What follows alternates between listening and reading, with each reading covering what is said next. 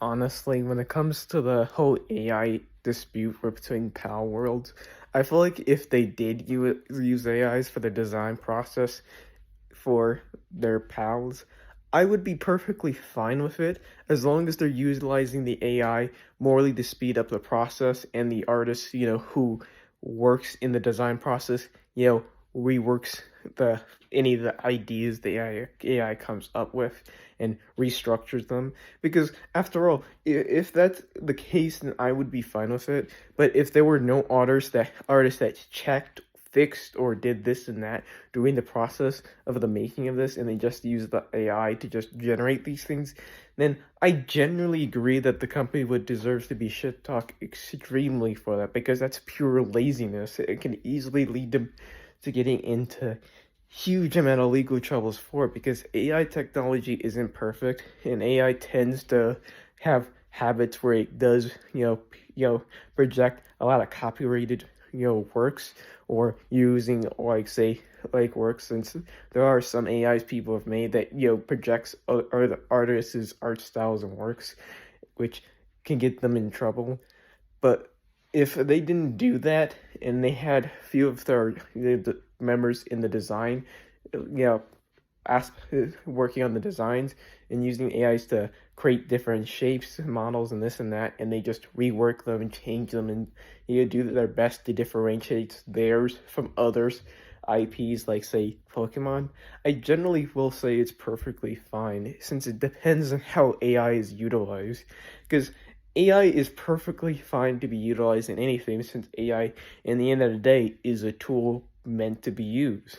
But this tool holds a lot of good and bad when it comes to it, and people tend to immediately demonize and stigmatize AI immediately. And I feel like that's really stupid that the internet does that. I feel like we should just be neutral towards it, since we have to differentiate it. We have to differentiate it to show which one is okay on the usage of it and which one isn't.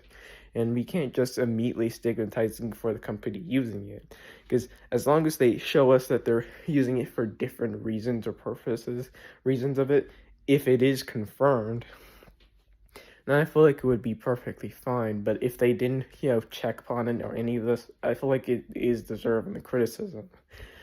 Most of all, I feel like it's very much ridiculous seeing the amount of misinformation that's coming onto this game, mostly on Twitter, because it's very ridiculous. Because the game just came out, and if you have any general concerns, just wait patiently until the company, clarifies various things.